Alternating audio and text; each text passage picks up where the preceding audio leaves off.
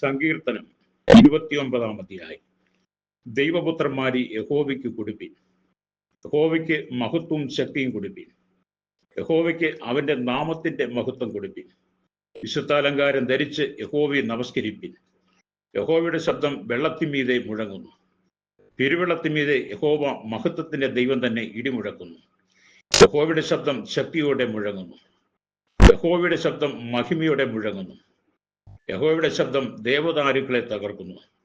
യഹോവ ലെബാനൂരിലെ ദേവദാരുക്കളെ തകർക്കുന്നു. അവനവയെ കാളക്കുട്ടിയെ പോലെയും ലെബാനൂനെയും സീരോനെയും കാട്ടുപോത്തിൻ കുട്ടിയെ പോലെയും തുള്ളിക്കുന്നു. യഹോവയുടെ ശബ്ദം അഗ്നിജ്വാലകളെ ചിഹ്നിക്കുന്നു.